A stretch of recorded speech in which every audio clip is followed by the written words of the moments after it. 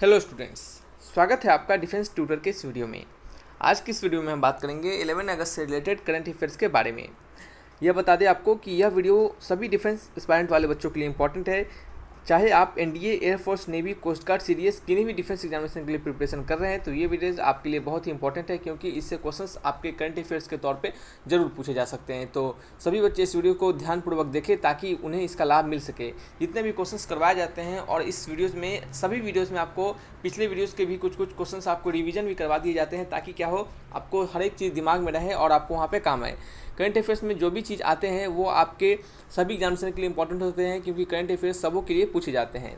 तो इस वीडियो को आप जरूर देखें ताकि यहाँ से आपको करंट अफेयर्स को जानने का मौका मिल सके और आपको एग्जामिनेशन में जब क्वेश्चंस पूछा जाए तो आप उस क्वेश्चंस को आसानी से बना सके। तो इस वीडियो के पीडीएफ को जरूर डाउनलोड कर ले। पीडीएफ के लिंक डिस्क्रिप्शन बॉक्स में दिए गए हैं, तो पीडीएफ को डाउनलोड करने के लिए डिस्क्रिप्शन बॉक्स में लिंक पर क्लिक करके पीडीएफ को आप डाउनलोड कर सकते हैं। सिंपली आप टेलीग्राम चैनल को ज्वाइन कर लीजिए, आपको डायरेक्टली टेलीग्राम चैनल पे भी पीडीएफ के लिंक प्रोवाइड करवा दिए जाते हैं। तो आप कोई भी काम कर सकते हैं, या तो लिंक पे क्लिक करके डाउनलोड कर लीजिए या फिर सिंपली टेलीग्राम चैनल को ज्वाइन कर लीजिए। तो आपको क्या होगा, वहाँ पे आपको डायरेक्टली पीडीएफ के लिंक प्रोवाइड करवा दिए जाएंगे। टेलीग्राम चैनल को ज्वाइन करने के और भी फायदे हैं, आपको लेटेस्ट अपडेट मिलते रहते हैं वहाँ पे, सभी वीडियोज़ को नोटिफिकेशन, सभी पीडीएफ के लिंक आपको सभी वहाँ पे प्रोवाइड होते रहते हैं। आपको कुछ करने की जरूरत नहीं है, सिंपली आपको देखना रहता है और जो भी भेजा जाए उसको सिर्फ आपको रीड करना रहता है या फिर पीडीएफ को डाउनलोड करना रहता है। तो आप जरूर टेलीग्राम चैनल को ज्वाइन कर लीजिएगा, जिसके लिंक आपको डिस्क्रिप्शन बॉक्स में मिल जाएंगे। तो आइए बढ़ते हैं अपने इस वीडियो लेक्चर्स की ओर। पहला क्वेश्चन आप यहाँ पे देख सकते हैं, लिखा जा रहा है कि टाटा AIA लाइफ इंश्योरेंस, क्या है, टाटा AIA लाइफ इंश्योरेंस ने किस भारतीय एथलीट को अपना ब्रांड एम्बेसडर बनाया है। तो टाटा AIA लाइफ इंश्योरेंस ने किस एथलीट को अपना ब्रांड एम्बेसडर बनाया है, तो ये नीरज चोपड़ा को उन्होंने अपना ब्रांड एम्बेसडर बनाया है। ठीक है, तो नीरज चोपड़ा क्या है, इसका आंसर है ऑप्शन नंबर क्या है, B is the correct answer. ठीक है, तो नीरज चोपड़ा के बारे में आपको पता होगा कि नीरज चोपड़ा टोक्यो ओलंपिक 2020 में जेवलिन थ्रो में स्वर्ण पदक जीते थे। ठीक है, आपको नीरज चोपड़ा के बारे में क्या पता है, नीरज चोपड़ा क्या थे, नीरज चोपड़ा आपके टोक्यो ओलंपिक, यहाँ पे लिख देते हैं टोक्यो ओलंपिक 2020 में इन्होंने क्या जीता था, इन्होंने जेवलिन थ्रो में, किसमें, जेवलिन थ्रो में, यानी भाला फेंक स्पर्धा में। ठीक है, जेवलिन थ्रो में इन्होंने क्या जीता था, आपका गोल्ड मेडल। ठीक है, गोल्ड मेडल इन्होंने जीता था। ठीक है, तो ये क्या थे आपके, बता दें कि टाटा AIA लाइफ इंश्योरेंस ने किसको, नीरज चोपड़ा को ब्रांड एम्बेसडर अपना कंपनी का बनाया है। ठीक है, हालांकि और भी ब्रांड एम्बेसडर हमने आपको बताया थे कि किन्होंने, किस कंपनी ने किनको अपना ब्रांड एम्बेसडर बनाया है, उसके रिगार्डिंग हमने आपको पहले भी बताए हुए हैं। तो कुछ और भी लिख लीजिएगा आप। सबसे पहले तो लिखिएगा JK एंड टायर्स। ठीक है, JK टायर एंड इंडस्ट्री। ठीक है, JK टायर इंडस्ट्री ने किसे अपना ब्रांड एम्बेसडर बनाया है, तो ये आपको बनाया है नारायण कार्तिकेय को। ठीक है, ये आपको शायद पता होगा क्योंकि हमने पहले से भी बताया हुआ है। ये सब आपके रिवीजन के तौर पे हम आपको बताते रहते हैं, कुछ पीछे वाले बातें भी और नए नए चीज़ें भी, तो आपको ये काम आता है। ठीक है, नारायण कार्तिकेयन। ठीक है, नारायण कार्तिकेयन ने आपको, इनको क्या किया गया है, JK टायर इंडस्ट्री का ब्रांड एम्बेसडर बनाया गया है। ठीक है, कैसीफाई, आपने कैसीफाई के बारे में जाना होगा, तो कैसीफाई के ब्रांड एम्बेसडर किसे बनाया है, तो CASHIFY। ठीक है, तो कैसीफाई ने किसे अपना पहला ब्रांड एम्बेसडर बनाया है, तो राजकुमार राव को बनाया है। ठीक है, राजकुमार राव के बारे में हम जानते होंगे। राजकुमार राव क्या है, आपके एक एक्टर हैं। ठीक है, और नेक्स्ट आपका है, और भी कुछ लिख लीजिएगा तो वो आपको शायद काम आ सकता है। क्वेश्चन नंबर 1 का ही बात कर रहे हैं हम यहाँ पे। नंबर 3 में लिख लीजिएगा। नंबर 3 में क्या लिखिएगा, तो नंबर 3 में लिखिएगा एमवे इंडिया। ठीक है, एमवे इंडिया ने किसे अपना ब्रांड एम्बेसडर बनाया है, तो मीराबाई चानू को बनाया है। ठीक है, मीराबाई चानू। ठीक है, मीराबाई चानू। एडवेंचर टूरिज्म लिख लीजिएगा एक, क्या है, एडवेंचर टूरिज्म। केरल में एडवेंचर टूरिज्म के ब्रांड एम्बेसडर किन्हें बनाया गया है, तो PR ब्रिजेश को बनाया गया है। केरल के जो एडवेंचर टूरिज्म है उनके ब्रांड एम्बेसडर किसे बनाया गया है, तो एडवेंचर ADVENTURE एडवेंचर टूरिज्म। यहाँ पर लिख सकते हैं कि केरल के एडवेंचर टूरिज्म के ब्रांड एम्बेसडर किसे बनाया गया है, तो ये आपको बनाया गया है किन्हें, तो ये आपको बनाया गया है PR श्रीजेश को। PR श्रीजेश को बनाया गया है। ठीक है, चलिए हम आपको बता दें कि ये जो हम बातें कर रहे थे यहाँ पे, ये हम किसके रिगार्डिंग बात कर रहे थे, तो ब्रांड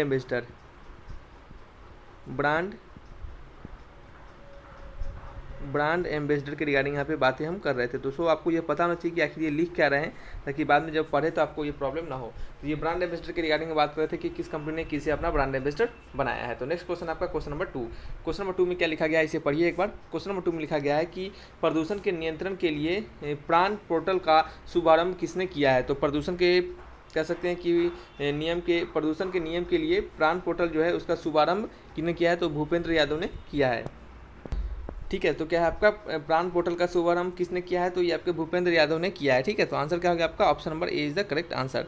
ठीक है, चलिए तो नेक्स्ट क्वेश्चन के ऊपर बढ़ते हैं। अच्छा एक और लिख लीजिएगा यहाँ पे कुछ और इंपॉर्टेंट नोट में करके। पहला क्या लिखिएगा, पहला लिखिएगा आपका ई पाठशाला। ठीक है, ई पाठशाला, ठीक है, और ई मूल्यांकन। ई पाठशाला और ई मूल्यांकन पोर्टल ये कहाँ पे आपको आयोजित किया, यहाँ पे कह सकते हैं कि ये कहाँ पे स्टार्ट किया गया है, तो ये आपके ओडिशा ने स्टार्ट किया। ठीक है, ये ऑनलाइन प्लेटफॉर्म है। ठीक है, क्या है ये ऑनलाइन लर्निंग प्लेटफॉर्म है, तो जिसे ओडिशा सरकार ने क्या किया है, इसे चालू किया है। तो यहाँ पे आप लिख लीजिएगा ई पाठशाला और ई मूल्यांकन। ठीक है, चलिए नेक्स्ट क्वेश्चन है आपका, इसमें नंबर 2 में लिखिएगा आपका सीहेट ओपीडी पोर्टल। सीहेट ओपीडी पोर्टल ये आपके राजनाथ सिंह ने क्या किया है, इसका शुभारंभ किया है। ठीक है, तो चलिए नेक्स्ट क्वेश्चन की बात करते हैं। क्वेश्चन नंबर 3 की। नंबर 3 में लिखा जा रहा है कि गीता गोविंदा जयदेव डिवाइन ओडिसी। क्या है, गीता गोविंदा जयदेव डिवाइन ओडिसी ये पुस्तक किनके द्वारा लिखी गई है, तो यह पुस्तक लिखी गई है डॉक्टर उत्पल के बनर्जी। क्या है, डॉक्टर उत्पल के बनर्जी के द्वारा, यानी आपका ऑप्शन नंबर क्या है इसके regarding, B is the correct answer. ठीक है, तो हालांकि और भी बहुत सारे पुस्तक जो कि हमने आपको ऐसे पिछले भी वीडियोज़ में बताए हैं, सो आपको याद रखने हैं। तो इस वीडियो में हम आपको कुछ नए पुस्तक के बारे में बताएंगे जो कि हमने पिछले वीडियोज़ में आपको शायद नहीं बताए होंगे। ठीक है, तो उनमें से कुछ नए पुस्तक के बारे में यहाँ पे लिख लीजिएगा। तो सबसे पहले जो लिखिएगा उसका नाम है बुद्धा इन गंधारा। ठीक है, बुद्धा, बहुत सारे पुस्तक हमने पहले भी आपको बताए हैं और रिवीजन भी करवाए हैं, तो ये आपके लिए अब नया पुस्तक है, तो इसके पुस्तक के नाम और इनके ऑथर के नाम भी आपको याद रखना है। ठीक है, तो बुद्धा इन गंधारा, तो बुद्धा इन गंधारा पुस्तक किनका द्वारा लिखी गई है, तो ये आपका लिखा गया है सुनीता द्विवेदी के द्वारा। ठीक है, सुनीता द्विवेदी के द्वारा यह पुस्तक लिखी गई है। नेक्स्ट है आपका नंबर 2 में लिख लीजिएगा। नंबर 2 में क्या लिखिएगा, life in the clock tower valley. ठीक है, लाइफ इन द क्लॉक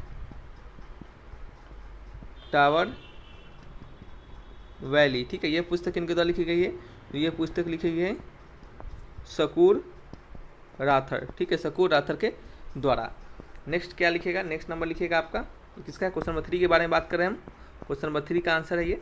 तो नेक्स्ट नंबर कौन सा है, नंबर आपका 3 है। ठीक है, तो 3 नंबर में क्या लिखेगा, मार्कर काम नहीं कर रहा है, सॉरी। चलिए 3 नंबर में क्या लिखेगा, तो 3 नंबर में लिखिएगा conspiracy to kill Rajiv Gandhi. ठीक है,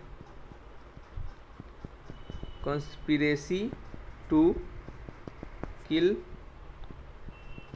राजीव गांधी। ठीक है, conspiracy to kill Rajiv Gandhi यह पुस्तक किनके द्वारा लिखी गई है, तो यह पुस्तक लिखी गई है के रघोथमन।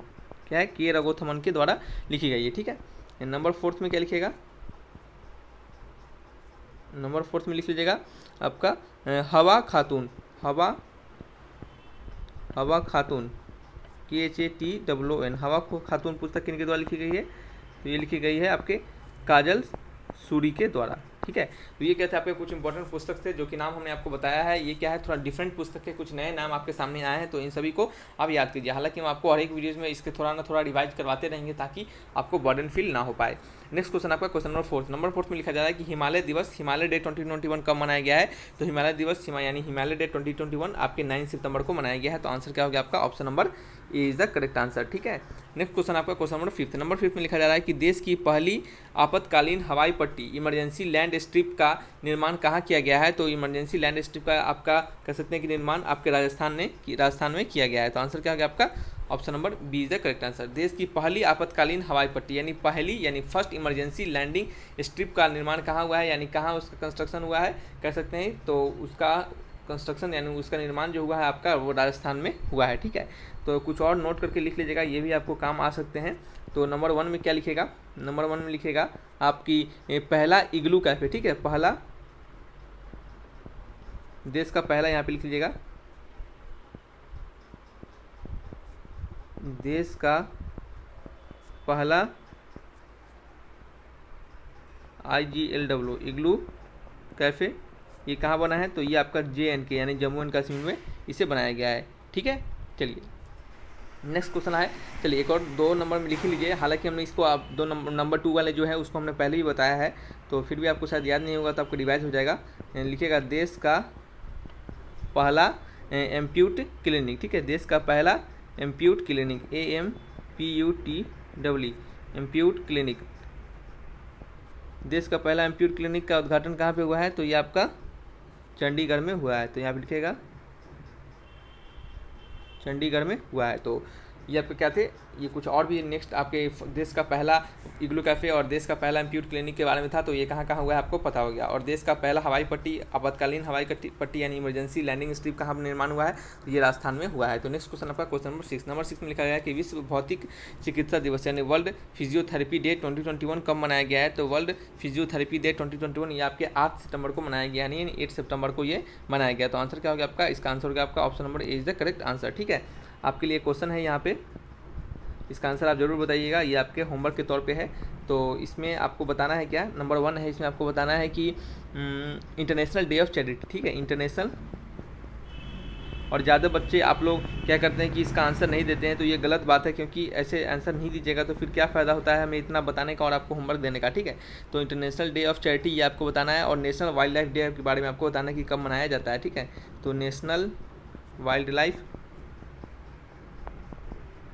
डे, ठीक है, ये 2 आपको क्वेश्चन आपके लिए ये आपको बताना है, ठीक है, कमेंट बॉक्स में लिखकर। नेक्स्ट क्वेश्चन आपका क्वेश्चन नंबर 7 ये आपको जरूर बताना है ताकि हमें पता चल सके कि आप मेहनत से पढ़ाई कर रहे हैं। नेक्स्ट क्वेश्चन है 7 नंबर में लिखा जा रहा है कि IDFC फर्स्ट बैंक के फिर से MD एंड CEO कौन बने हैं, ठीक है। तो IDFC फर्स्ट बैंक के फिर से MD एंड CEO कौन बने हैं, तो ये बने हैं श्री वैद्यनाथ, ठीक है, श्री वैद्यनाथन को क्या बनाया गया है, आपके IDFC फर्स्ट बैंक के MD एंड CEO बनाया गया है। और आपको बता दें कि IDFC फर्स्ट बैंक जो है इसकी स्थापना कब हुई थी, तो IDFC फर्स्ट बैंक,